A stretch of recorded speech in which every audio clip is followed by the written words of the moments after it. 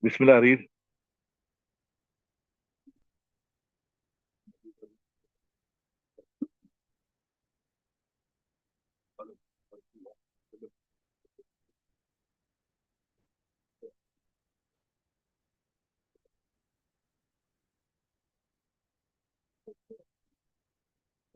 Everything is right, ne?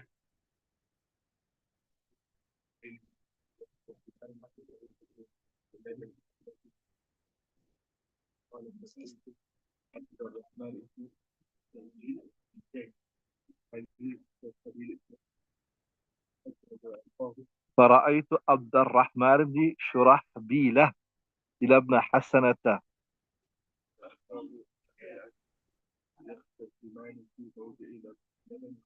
في موضع لبنة. Okay. بسم الله الرحمن الرحيم. وعن أبي ذر narrating the authority of Abu Dharr رضي الله تعالى عنه. He says, right, he says, قال رسول إنكم ستفتحون مصر, that verily you will conquer Misr. So this is a miracle in itself.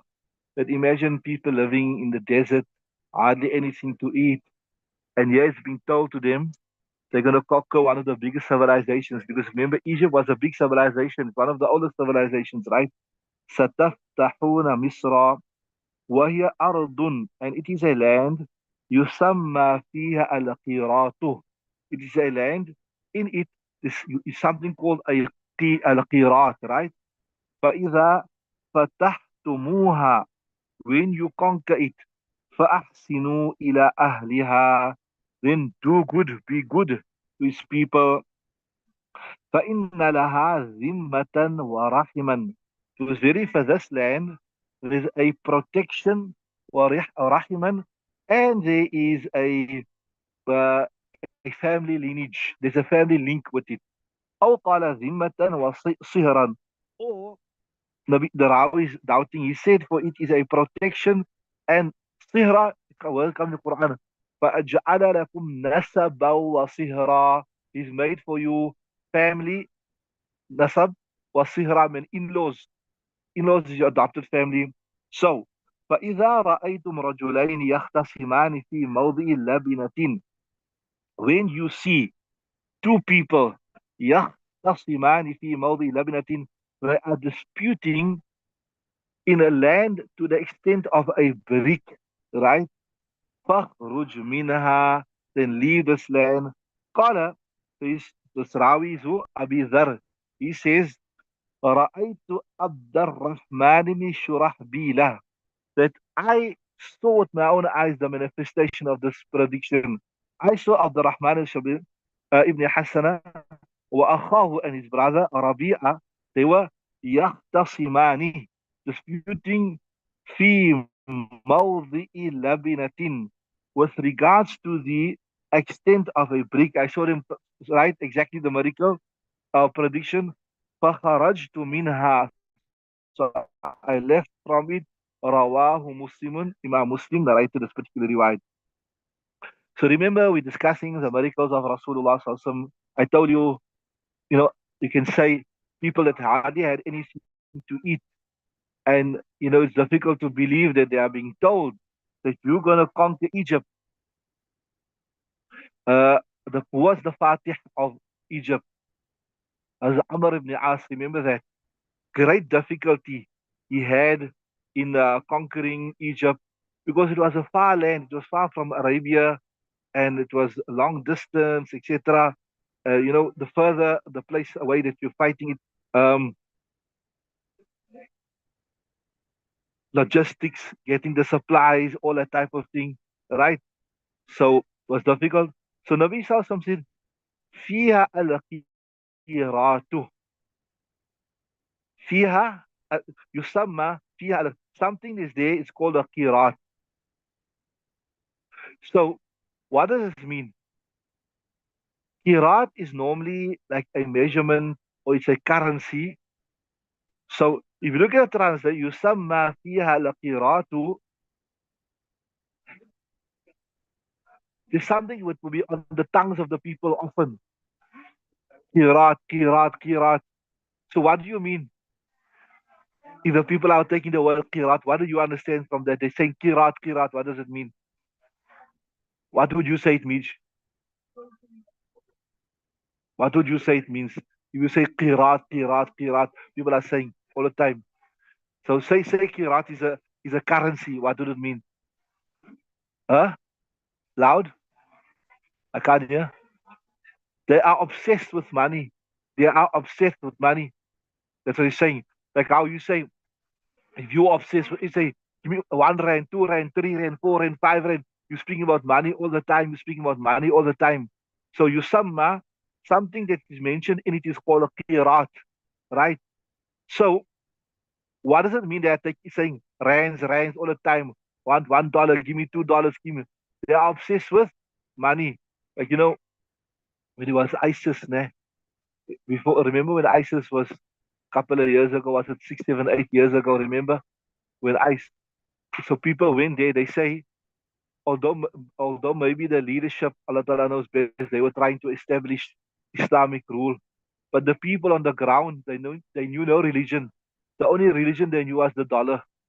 Everything about a dollar, they'll sell you for $1 or $2. They were so obsessed with money. So here's the same thing is being said in this hadith here, that these are people that are obsessed with money. These are people who are obsessed.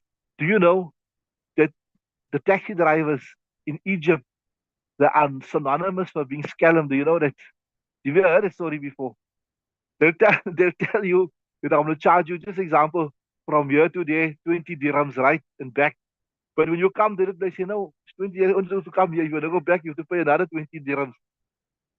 This is those people who travel, they they know them in and out. They are scam. So now, my own experience when we went there, so we made a price for the guy to the airport, right? Now, as we entered in the airport, we had some extra luggage. He said, hey, you have to give me extra. You got extra luggage on you. I said, you saw the luggage before the time, and now when I'm coming here, you're telling me I must give extra luggage. So they are known for their obsession for wealth. They are so to say, like how we say, they are scamming people. And this is the prediction of Nabi Sallallahu Alaihi Wasallam. He said already before the time that they're all the time speaking about money, money, money, qirat, qirat, qirat.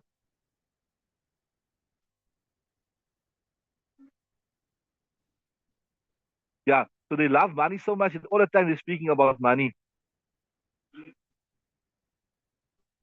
Like how they say, money talks.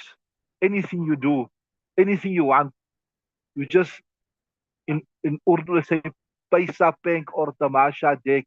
Paisa bank or tamasha dek. Throw the money, then you will see the fun.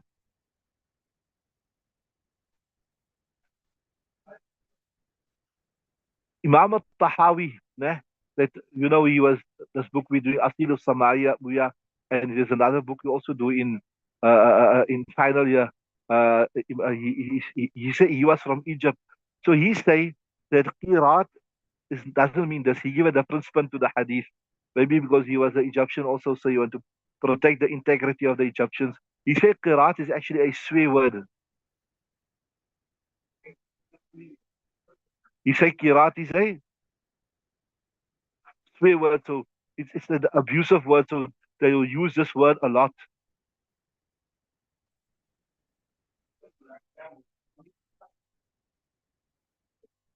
So you say أعطيت هذا الرجل أعطيت فلان القراريط وأعطيته قيراطا, means I gave him a few good words. I gave him, like how we say, I told him his fortune, right? So what Nabi Sallam is saying, that despite the weakness of these people, the obsession with wealth, but you must still respect them. Why must you respect them? One is this year, Hazrat Hajara alayhi salam, who was she? Remember who the Arabs come from? They came from Hazrat Ibrahim alayhi salam, right? And from his wife Hazrat Hajar alayhi salam. So your great grandmother was a Egyptian. So that is what you Nasaba, right? That what I told you, that your lineage. And Sihra, your in-laws, your father, Nabi Sallallahu Alaihi Wasallam, your spiritual father. He had a slave girl by the name of who? Who? Maria Kiputia. So by default, she's your mother. Is everything all right? I don't know. See the normal people on the log on. Just check everything is all right.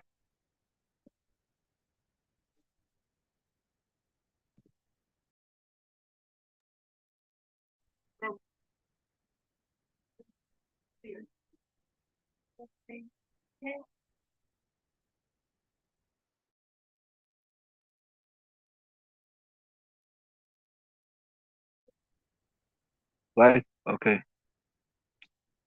So your Hazrat Maria Kiputia, who is your mother, obviously you have to respect her. She was the wife, the noble consort of Rasulullah sallallahu alaihi wasallam. So despite all that is being done and said, you still have to respect them on that reason, right? For those reasons.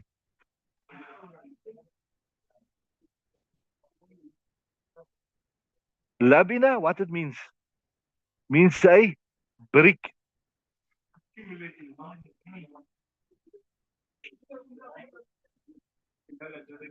So two things we learn from the hadith, right?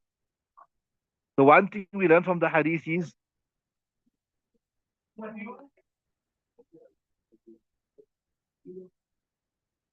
you logged on also there. That the miracle of Nabi Sassam, the prediction that Egypt will be conquered, that's the first thing. And then the second thing is that the excessive, even though Nabi Sallallahu Alaihi Wasallam didn't go to Egypt, he never go to Egypt, but he could predict that people, he predicted those years about the taxi drivers who are obsessed with money and change the price. Speak to anybody, I promise you, this is not a joke, Kassam, it's not a joke.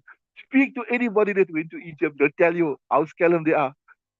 Even in my family, when they said you want to do the ride on the horse cart, we said, okay, to the bridge so much. When they came to the bridge now, you want to go back? Now you have to pay the same amount. The miracle of Nabi sallallahu alayhi wa sallam. Subhanallah, Allahu Akbar. Right? So that was the first miracle Nabi sallallahu. Okay, second miracle. First miracle was what? The place will be conquered. Second miracle, the, their obsession with wealth. And the third miracle was that Nabi Sassam said they will actually fight for, there will be so much love for the dunya, they will fight for a big span of land. So I remember I told you, and remember also this, we discussed this in detail. Remember the people that killed Uthman was from where? They were the Aubash from Egypt, right? So this that happened here about two people fighting for the extent of a brick of land happened in the time of Uthman radiallahu ta'ala anhu. And Ibn Saba, the person who started the whole Jewish faith, this is where his movement gained traction, right? Not a Jewish faith, I'm the Shia faith.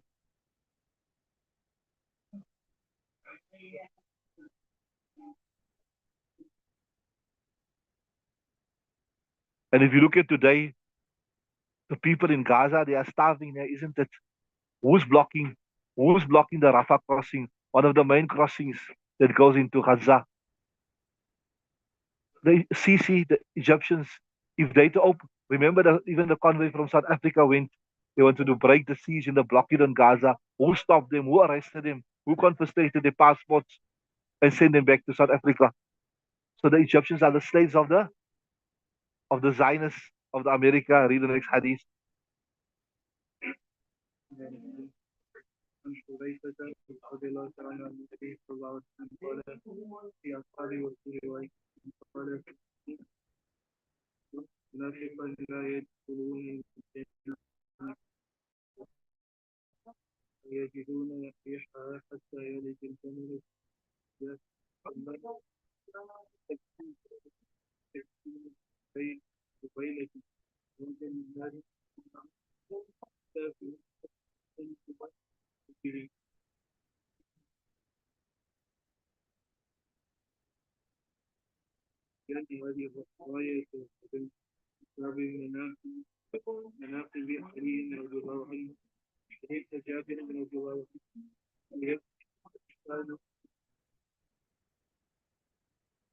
Okay. Bismillah ar-Rahman ar-Rahim. وأنا حذيفة narrate the author of حذيفة عن النبي صلى الله عليه وسلم from Nabi Sallallahu قال في أصحابي, that Nabi Sallallahu said from, right, and Nabi Sallallahu قال في أصحابي, from amongst my, those people that are supposed to be my associate, right?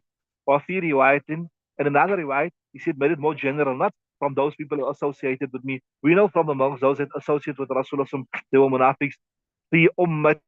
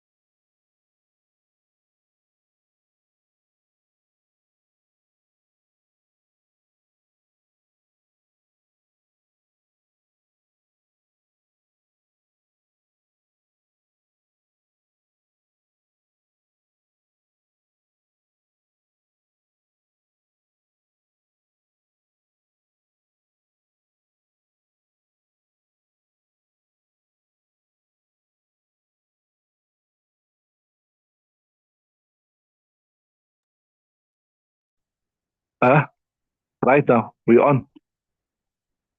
Can you hear? Okay, so on. Okay, بسم الله الرحمن الرحيم.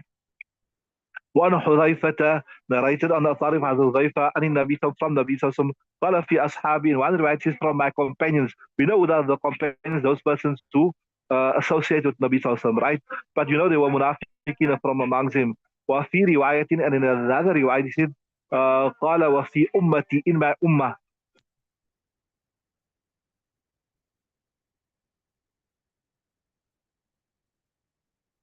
وفي رواية إثنى عشر منافقا, there will be 12 munafiqs.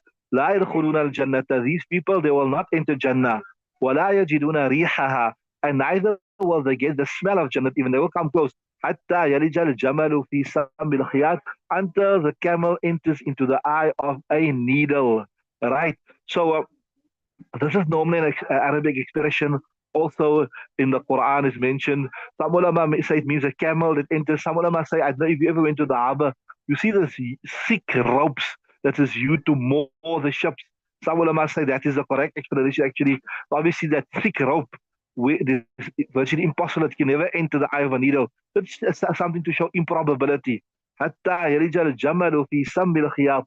So these, like how the rope will never ever enter into the eye of a needle, these people will never ever enter into Jannat, right? Um, ثمانية منهم تكفيهم دبيلة. Now, eight from amongst them, تكفيهم الدبيلة, a type of plague, a boil will sort them out. Allah Ta'ala will sort them out. And what type of stiraj min narin, a fire, or we can say a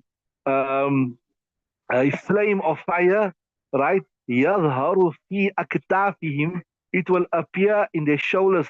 حتى تنجم في صدورهم, until it will go into their sudur, the stomachs, the chest. So it's like a type of a boil. It will start from the shoulders and will penetrate, right? رواه مسلم, Imam Muslim narrates this particular riwayat. And he's saying also, if Sahib Mishkaat is saying, وَسَنَذْكُرُ حَدِيثَ سَهْلِ بْنِ سَعْدٍ, we'll also mention the hadith of Sa'd ibn Sa'd, right? which in ways mentioned there, Nabi Sallallahu said, لَأُعْطِيَنَّ هَذِهِ الرَّايَةَ غَدًا. I will give this flag tomorrow, right, to someone, في مناقب علي, in the chapter on the virtue of Hazrat Ali, right, وحديث جابر, and also we mentioned the hadith of Jabir, من يصعد الثنية, who will ascend the mountain of Thaniya, في جامع المناقب, in the comprehensive book of virtues, inshallah. So in other words, at the bottom he's just saying that although we're mentioning this hadith here, there's some other relevant hadith related to this, but we'll mention it later on. Wait for it, it's coming. You understand what I'm saying? But this hadith here, what he's saying in this hadith here is this simply that that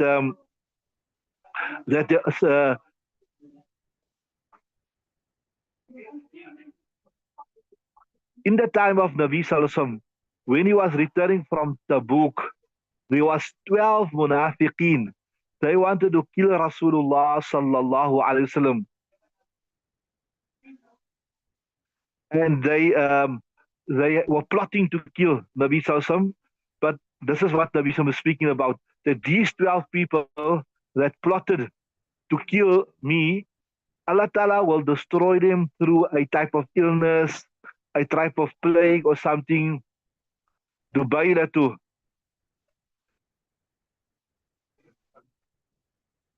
Right? It's something that will start in the shoulder blades and then it will go to the chest. And the result of that, they will die. So this Siraju min Narin is actually tafsir of Dubayla. Like how a flame goes. So maybe the infection, the poison of this thing will go. Tanjumu, it will appear. So probably you'll see the appearance of it.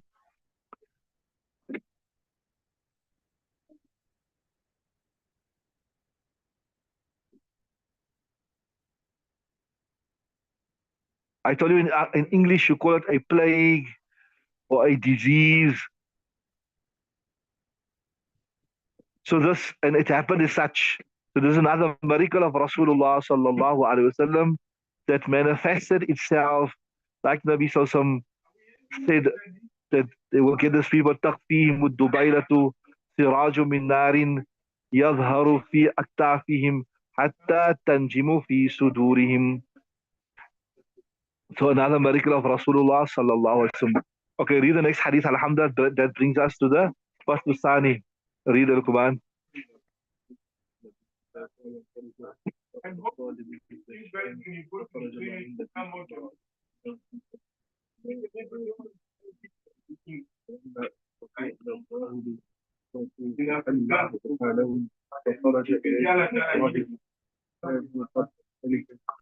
Okay, let me try this long one. This Bismillah ar-Rahman ar-Rahim. Al-Fasl Thani, an Abi Musa, narrating the author of Abu Musa, Kharaja Abu Taliban ila Shami. You know, I mentioned to you before that the Meccans were primarily traders.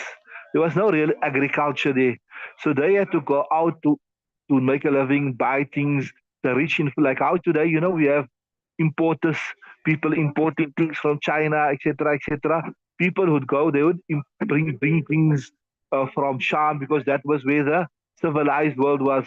Right. So Abu Talib was who? Was the uncle of Rasulullah sallallahu alaihi wasallam, right? He was Nabi Sallam's father was Abdullah and his brother was Abu Talib, right? So Kharaja Abu Talib ila Shami, and remember Nabi Sallam was initially under the care of Abu Talib, right? Kharaja Abu Talib ila Shami, that Nabi Sallallahu alaihi wasallam went to Sham, wa kharaja ma'ahu Nabi Sallallahu alaihi wasallam, and Nabi Sallam also joined that trade party, right? Fi ashyakhin min Quraishin, a group of people from the Quraysh. Carry on.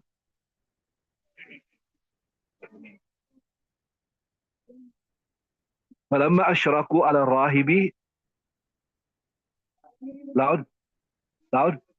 Okay. فلما أشركوا على الراهب هبتوا. Then en route to Sham, on the route, there was like a monk. He was from maybe a Christian monk, whatever. Right. So when they appeared by this monk, Habatu. So obviously in those days they weren't like how we have Shell Ultra City, does that. They would stop people, maybe buy provisions or whatever, or maybe people would give them free whatever. Habatu. they would stop there, right? فَحَلُّوا رِحَالَهُمْ, and then they tethered their rihalam, their conveyances.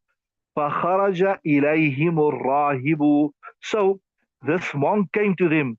وَكَانُوا قَبْلَ ذَلِكَ يَمُرُّونَ بِهِ, before they used to, many times a trade expedition would go past there, right? And they would maybe just stop there, they would rest there, or they would eat, like how we say, there's zaderah, the patkos there, and he wouldn't bother with them. They would do their thing, right? But this time, right, فَلَا يَخْرُجُ إِلَيْهِمْ, right, you don't come to them. قال لهم يحلون قال, right, قال, he smudge, what is it? Loud? Right. قال لهم, he said for them, right, هم يحلون رحالهم.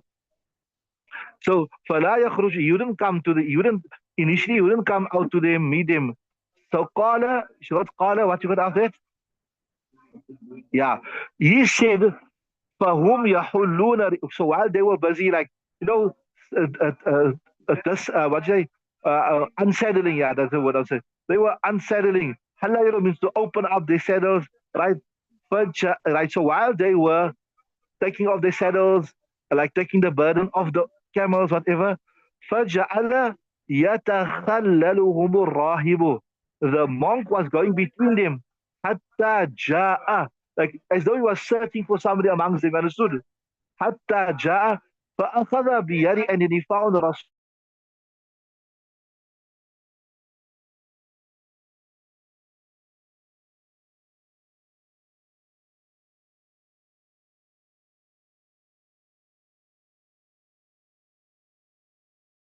the leader of the worlds. هذا رسول رب العالمين. This is the Rasul of the Lord of the worlds.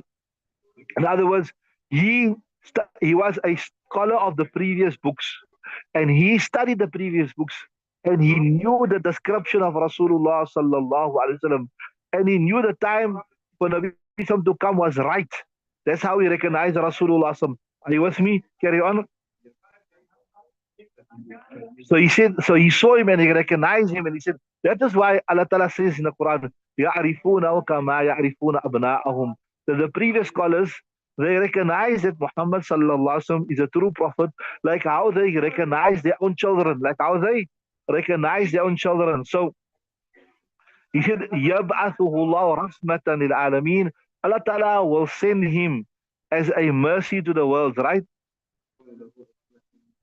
So so فقال له أشياخ من قريش, so the seniors from the group of Quraysh, ما علمك, like what is this absurd claim you're coming with? You claiming he is going to be a prophet.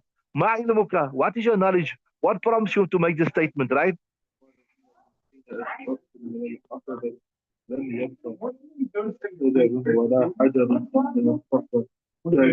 Yeah. So he says, look here, I know the descriptions, and I know what is mentioned about him in the previous books. إنكم, verily you, حين أشرفتم من العقبة, when you came up from the valley, I could see لم يبق شجر ولا حجر إلا خر ساجدا. There was no tree, no rock, except that it prostrated to him, right?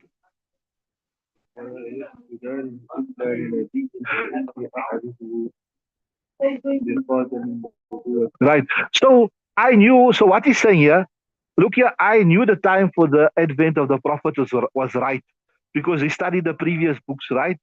And I knew he's going to come from among the Arabs. And also, maybe it was even mentioned, this is my own side, maybe it was even mentioned in the previous scriptures that he will pass by here, etc. And then the main thing is this, I know from the previous scriptures that no tree, that Allah Ta'ala has made it such that no tree, no rock makes sajda except to a Nabi. They only make sajda to a Nabi, right? وَلَا يَسْجُدَانِ إِلَّا لِنَبِيٍّ, that they do not make sajda except to a Nabi. وَإِنِّي أَعْرِفُ بِخَاتَمَ النُّبُوَّةِ, and I know, in the previous books also, remember when we done the features of Nabi sallallahu alaihi wasallam, remember there was a riwayat, maybe you can help me out the riwayat, that one the person came and he wanted to see the Khatam al-Nubuwah. Remember there was a riwayat like it, remember? And why he wanted to see? Because he was also a scholar of the previous scriptures, and has mentioned the previous scriptures that Nabi Sallallahu will have this, like, this little lump of flesh between his two shoulder blades, right? Remember? So this was mentioned in the previous scriptures as well, that Nabi Sallallahu, the final prophet, will have this lump like the size of a pigeon egg, right? So yeah, so you see, وَإِنِّي أَعْرِفُ بِخَاتَمَ النُّبُوَّةِ, I know him, يعني I recognize him, right? بِخَاتَمَ النُّبُوَّةِ, with the seal of prophethood, أسفل من غضروف كتفيه, that come just below, أسفل, just below غضروف, the the blades of the shoulder, right? مثل التفاح or مثل التفاح, like a apple protruding. Carry on. ثم رجع وصنع لهم طعاما فلما أتاهم به وكان هو في الرعية الإبل. Yeah. So he knew this is an august guest. This is not the ordinary tradesperson coming here. He knew this is the Rasul of Allah Ta'ala. So what he done? Like how you got sometimes you came to your town, the great alim, come home, come have something. You want to honor him, right? Same thing. ثم رجع, he went فصنع لهم طعاما, he prepared some food for them.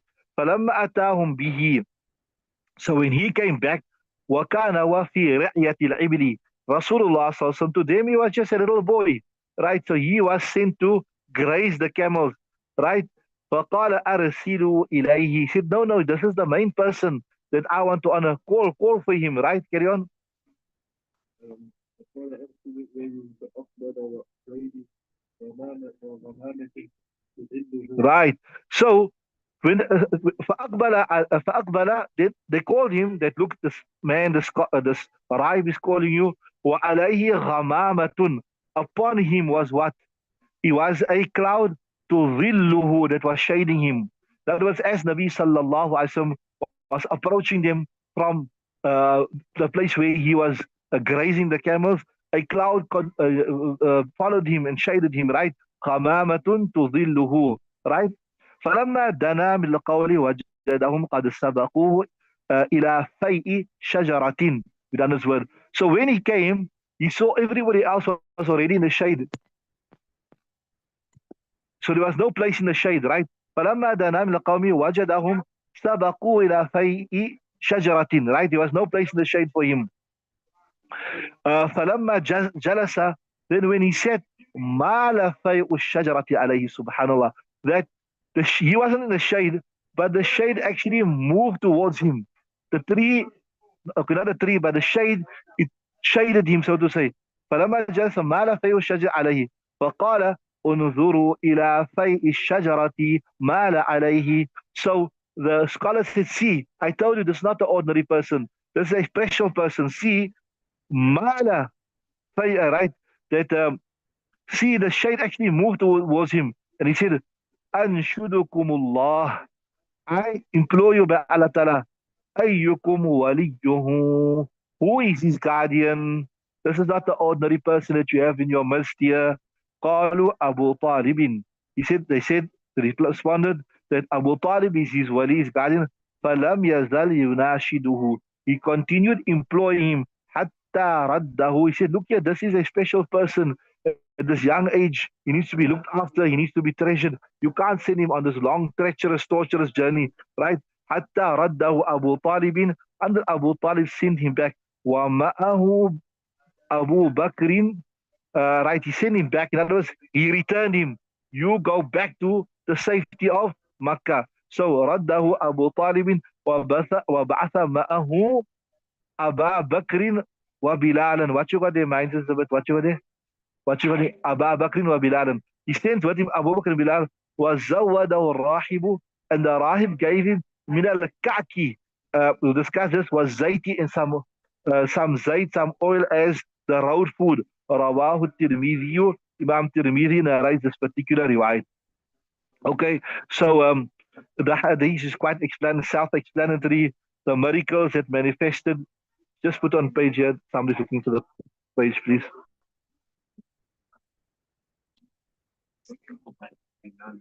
You what? I also got that, but it doesn't make sense. That what you got in the kitab there, Abu Bakr or Abu Bakr? وبعث معه أبو بكر بلالا.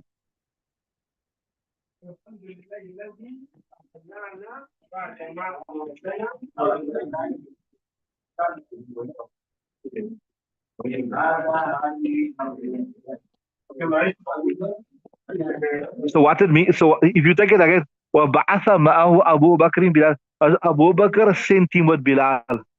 This is what I will discuss, is what it means exactly. But just Abu Bakr sent Hazrat Bilal to take him home, right? You understood? Which obviously doesn't make sense, right? Because Abu Bakr was more or less the same age of Nabi Sallallahu Alaihi Wasallam, right? So this is just وَبَعَثَ مَعَهُ أَبُو بَكْرٍ بِلَالٍ. Abu Bakr sent him with Bilal, right? And he gave him some road food. So I was telling you the miracle here is quite obvious that the shading Rasulullah sallallahu the cloud shading Rasulullah sallallahu alaihi wasallam, the tree shading Rasulullah sallallahu alaihi wasallam. Ashrafu, ishraf, for something to appear. So this person's name here was Buhaira al-Rahib. What was his name? So as the caravan was coming up the hill and he saw, then he recognized, hey, this is not the ordinary person. And obviously I told you the time was right, and probably it was mentioned in the previous scriptures that the young prophet will pass by here, etc., etc., right? Yatakhallalu, takhallala means to go, like I say, khila, to go in between. So he was moving in between the kafla to see where is the special person that I saw, right?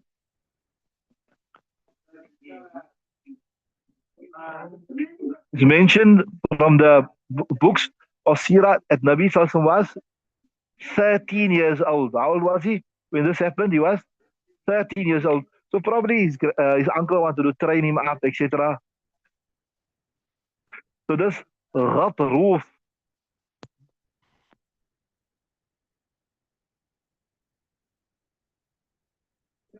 it refers to this bone here at the back, like you say, shoulder blades, right?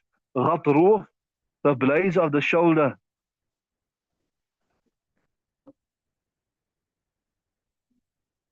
right?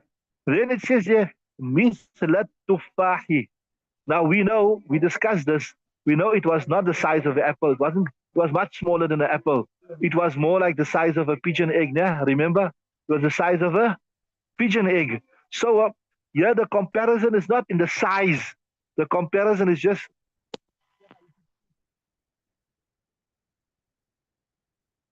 right. So it was the comparison was not in the size, because obviously it was obviously apple is that big. It wasn't like such a big flesh that was hanging from the back of Rasulullah sallallahu alaihi wasallam. But the comparison is in the sense that it was protruding. It was protruding, right? So you understood that. Don't misunderstand it. Think it was a big piece of flesh like an apple. It was hanging from the. It was the size of a pigeon egg. So the comparison is just in the protruding.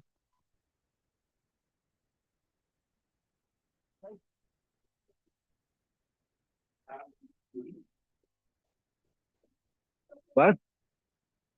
Yeah. Okay. Roof also here refer to the cartridge of the roof. Okay. Roof refer to the cartridge of the back. So the back of your between the two shoulder blades. See, soft bone. So what would they refer to then? Right. The cartridge, the soft bone between that and the back. Right. Then I told you the other problem we have here is the last part. So that those miracles are all quite clear, quite apparent. The next problem we have here is Abu Bakr sent Bilal to take Nabi Sallallahu home.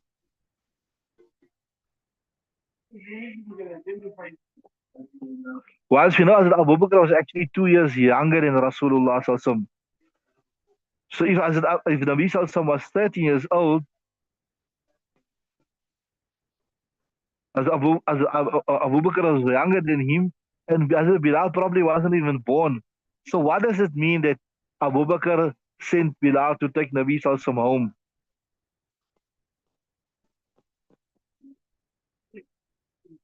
Now you put down in Usul Hadith something called Mudraj. Who remember what is Mudraj? Mudraj is where the kalam of a Rawi mistakenly makes its way in and it's thought to be part of the hadith. So this probably is a mudraj. It's not part of the original hadith. Somewhere along the line, one of the ruwat mistakenly added it in. So you see, sometimes the hadith is sahih, right? But sometimes there's mudraj kalam also, somewhere along the line. So this is where we speak about the real scholars of hadith, when they take authentic hadith and they compare it to other authentic hadith, and through that they can sift and strain out what is not supposed to be there. So it is not a simple task as just seeing, oh, this hadith is authentic, this chain is authentic, I take it, I practice upon it. No, you can say the real scholars of hadith, they compare the different narrations, and they can see what is the mudraj kalam also, that what something made its way into the hadith is not. Inshallah, when you come, we'll do Bukhari Sharif. Even then, Bukhari Sharif, despite Bukhari Sharif being أصح الكتب بعد كتاب الله. There are certain portions where there's mudraj kalam, that the chain, original chain was authentic, but somewhere along the line, some of the ruwat, maybe they put something in that's not supposed to be there by mistake. Or maybe sometimes what happens is the rawi doesn't put it, he mentions it from his side, but the next rawi thinks it's part of the kalam of the hadith. You understand what I'm saying? So the chain can be a golden chain. The chain can be the most authentic chain, but by mistake, sometimes something got in. And a real, like how you get, like how we say, you get a doctor, you get a specialist, you get a clinical specialist, all that type of thing. They go deeper, deeper, deeper. Like that also in the science of hadith, you get those muhaddithin that despite the sanad being sahih, they're compared to all the other riwayats, maybe from this riwayat this got in. But the same hadith, it comes from another chain of narration, but in the other chain is not there. So what that means, especially if it's not making sense. So that's why I was telling you, this appears to be mudraj kalam. It's not, it's not supposed to be there because it does not make sense.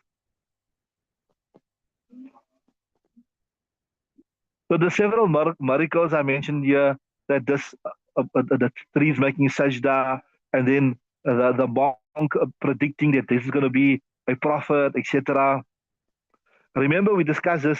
A prophet, that is a miracle that is done besides what is called irhas, ne? Remember irhasat. In fact, in the next riwayat, the time is up. We'll discuss this tomorrow. There's also irhas, another one of the miracles before nubuwwat. This al-kaki normally refer to like the type of bread we have today, not like the roti type of thing. So he gave some type of provision. Okay, let's stop there. Inshallah, we'll start with the tafsir now.